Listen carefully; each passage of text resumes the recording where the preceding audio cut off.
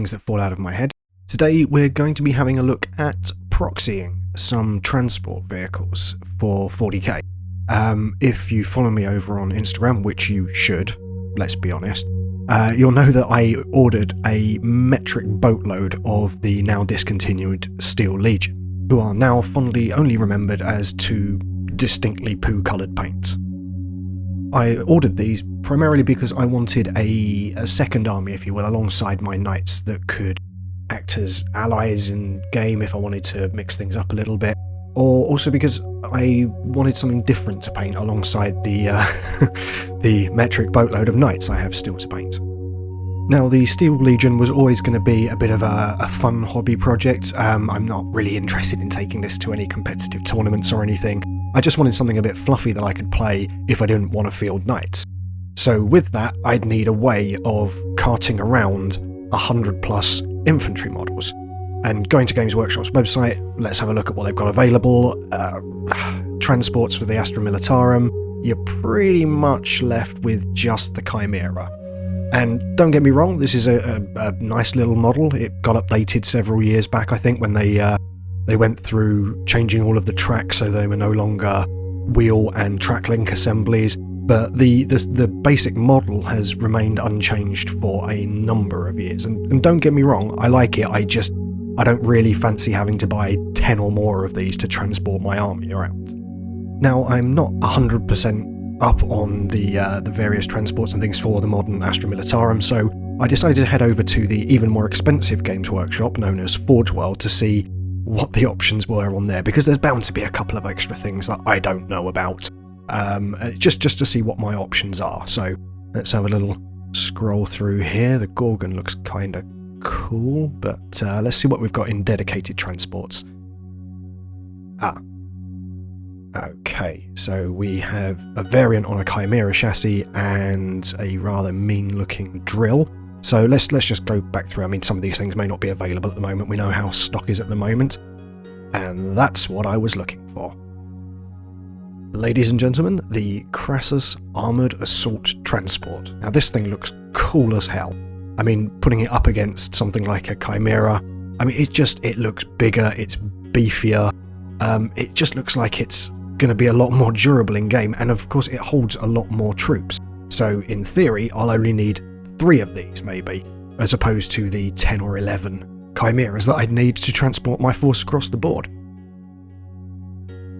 The major downside to this, of course, is the price tag. If I was buying 3 of these, it would actually be cheaper to order 11 Chimeras and use those instead. So what are the other options we've got? Well, we can of course proxy these, safe in the knowledge that I'm not going to be using these in competitive games, so, you know, let's be a little bit creative. So I remembered from many years ago a company fairly local to me called Steve Weston's Toy Soldiers, and as part of their range they have a World War I tank section, which features my favourite tank, the A7V, as you can see here. And I love this thing. It's a toaster on tracks with guns sticking out of it. I mean, what's not to love?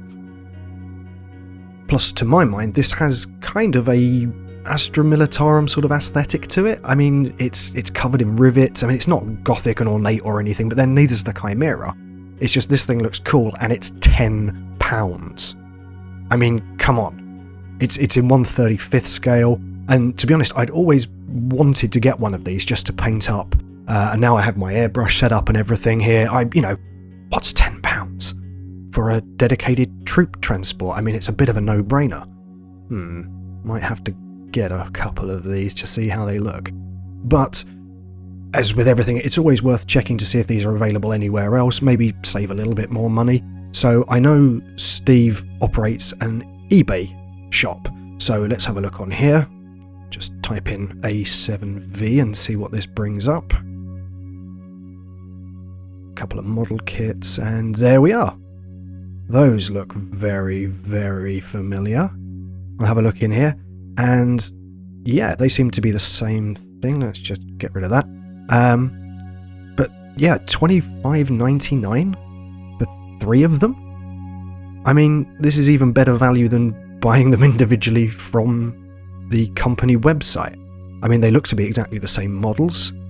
In fact, the second photo looks to be the same one used on the previous website, and $25.99. I mean, come on. Free delivery. Let's just have a check down here. It's coming from Canvey Island, which is where Steve Weston is based. Free delivery as well, very nice.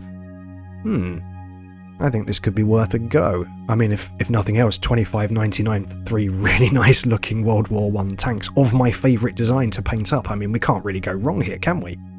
Tell you what, let's stop umming and ahhing about it. Let's just buy these, and then if they're not something that I think I can use, or they're not something that I'm going to enjoy painting, they can go back on eBay and, you know, I'll get most of my money back.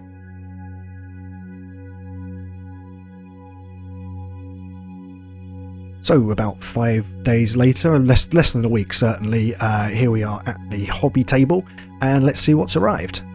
Now, these arrived obviously in a box, but without any kind of branded packaging or anything, but they each came in these nice little moulded plastic packaging pieces. There were obviously 3 of them in a large box. They were very, very well packaged, and were here in, you know, a very reasonable time. So let's get rid of this outer shell. It's nice that that seems to have been moulded for this product rather than just something else adapted. And of course the protective layer of plastic bag. Got a very wonky looking scalpel that will make short work of this.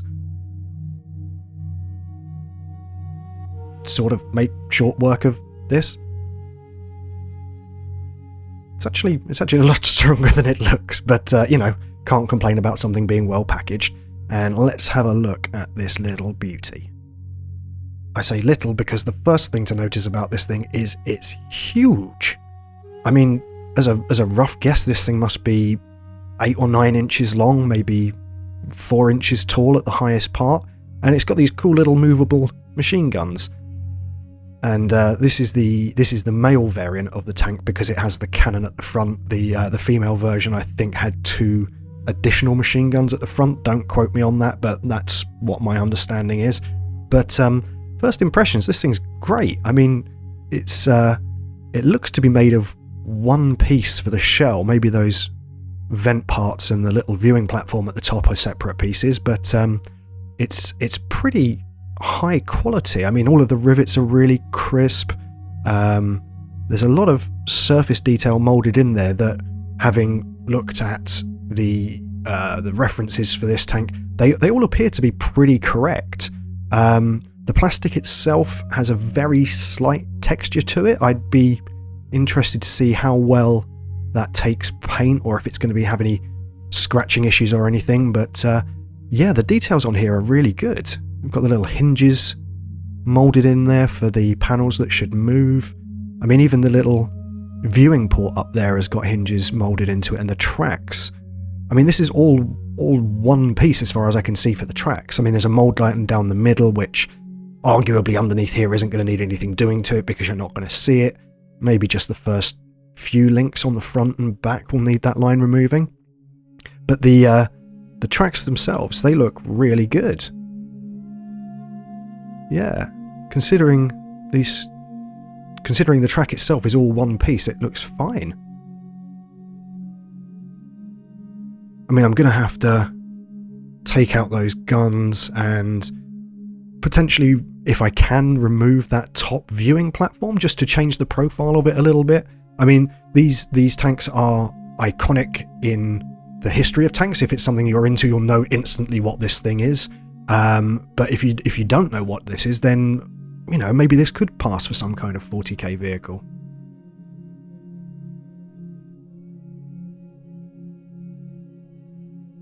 There's a fairly obvious seam line around the front bottom plate there, and same on the back. Oh look, they've even got that little cover plate for where you refuel, or an access hatch or something. But yeah, so let's have a look and see how this thing goes together.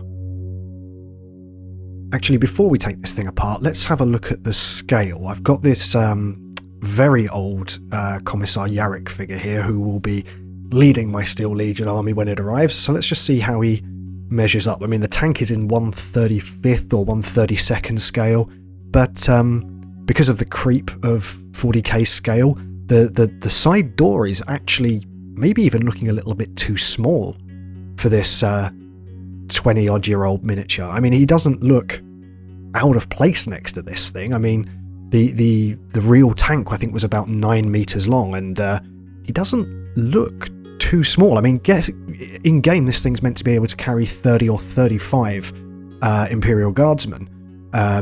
So I mean, I don't think it looks unreasonable. On to actually taking this thing apart. I took all the screws out off camera just to see how it went together. I didn't want to break anything, so it turns out, as I thought, this little top viewing platform part is a separate piece with different lengths of pegs to make sure it's always orientated the correct way around, which is a nice little feature. That was just attached with 2 screws, and then the main body of the thing, and the cannon's fallen out. The main body of the thing was actually held in with 4 screws. So once they were undone, I could just lift the top off and see how everything was arranged inside. This front-facing cannon just slots into place on this peg and is held in place at the top by a similar little circular piece so that it can't fall out. And here's a better look of those tracks. It's nice that they detailed the top return of the tracks. I didn't need to do that because it's covered by the armoured skirt of the hull, but yeah, I didn't see any need to further disassemble that. It looks like the tracks came off into separate pieces, but there we are. So on the underside here, you can see the swivelling guns are just simply popped into these tube parts. Again, they're held in place by supports on the lower hull itself, and they were pretty easy just to pop out to replace. I mean, it would either be a case of keeping those tubular mounts in there, or just clipping them away entirely if you wanted to mount a different, more 40k appropriate gun in there. Pretty simple one-piece design on these. I mean, they do what they need to. There's no hollow barrel or anything, but at this sort of scale. But yeah, the rest of the hull here looks to be one piece of moulded plastic, which is great from construction terms, because it means you haven't got loads of little pieces that could potentially come loose or anything like that. But it does mean if we're going to look at converting this in any way, access might be a little bit restricted. Speaking of converting this, there's a couple of things that I've got in mind to do straight away. I mean, we've got this nice little hatch detail, which was originally on the back. I mean, I'd probably look to flip the hull round to have that nice little detail at the front as opposed to at the back, just because people are going to look at the front of the model more than they are the back. And also, I need to work out some way of putting some kind of ramp or access door in this thing. I mean, the original tank was not designed for 30 fully armed people to charge in and out of. I think there was a crew of 8 in here who, you know, wouldn't be exiting that often. So maybe something on the back side here. Maybe there'd be a way of adding doors, or we've got these nice little hinges here. Maybe we could just remove part of the back and incorporate those hinges into maybe some kind of opening rear ramp. I mean, you could, if we just sort of cut out down here, take out these rear 2 gun positions, because if we're using this as a Crassus, then it has 4 heavy bolters. You've got 4 ports in the sides, there's 2 on this side, 2 on the other side for 4, and then you've also got that main gun position up at the front, which, I don't know, you could use to put communication equipment in there, just seal it up, put a vision slot in there, or maybe mount the heavy stubber in there if you were looking to take that as an option. But we don't really need those 2 rear ports, and I think that could be a way of maybe incorporating either doors on either side, or maybe recess into it a little bit and put a dedicated ramp in there that could potentially fold up and down. Again, here maybe a piece for some extra detailing. You could maybe get some brass rod and create some little steps so that you could get up to this door. You know, originally you'd probably have a ladder or something to get in there, but it'd be nice to add some extra little details, maybe some pipe work, certainly grab handles on some of the hatches, and I imagine I could mould or take reliefs off of some of these rivet patterns, so that if I do need to scratch build anything, I can then just cast those up in green stuff or something else, so that any details that I add will match the original tank. And there we go, Commissar Yarrick in his tank. So I've spoken briefly about the size of this thing. I mean, certainly it is a lot bigger than the Crassus model appears to be. So based on the models that I had handy, we've got this Imperial Knight Valiant that I'm in the process of painting up. And of course we have the Venerable Commissar there.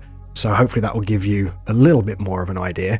It comes up to about the waist of the Knight, maybe a little bit taller. So it is a big, hefty model, and let's just have a quick look at that Knight. That's looking very nice, if I do say so myself. Look at those toes! But let's see if I've got something maybe a little bit more relatable, something in Astra Militarum to compare it to. Yes, the obvious choice of vehicle that people just have laying around to compare it to. This is what it looks like next to a Baneblade. I mean, it's damn near the same length, but a little bit taller. I mean, the Baneblade doesn't have its main turret on there, but it's pretty chunky. I mean, is it unreasonable for what I'm trying to proxy? I don't think so. I mean, Games Workshop's transports have always been a little bit undersized. I think we all know that. So to my eye, this doesn't look overly large to carry 30 people plus a crew. I mean, it's not as wide as a Baneblade, but not that far off. But I kind of like the look of it. I think this could be a worthy proxy for something like a much larger transport. If you're wondering why the Baneblade has no weapons and all of the gun ports have been covered in plasticard, that's a story for another hobby vlog, I think. Let's just try and put his turret on here so we can gauge the height properly. So yeah, Baneblade is a little bit taller overall, but yeah, the A7V is about the same length. I mean, I'll throw it open to you guys. I mean, if you're okay with the idea of proxying models, and I know some people aren't, that's absolutely fine, it's completely up to you. What do you think? I mean, is this too big for what I'm trying to represent? I mean, is this a suitable proxy? Do you think it's, you know, completely the wrong look for 40k, or is it going to fit in well enough with a decent paint job and with a bit of work on there? I don't know. I've got 3 of these things now, so I can experiment and see how they turn out, maybe try a couple of different door solutions, but I'll get on with that and present it in another vlog, probably in a few weeks' time. But yeah, hope you enjoyed the look at the Steve Weston A7V. There are more available on eBay and his website if you wanted to pick some up. And thanks very much for watching. Leave any comments below, and I'll see you in the next one. Cheers, guys.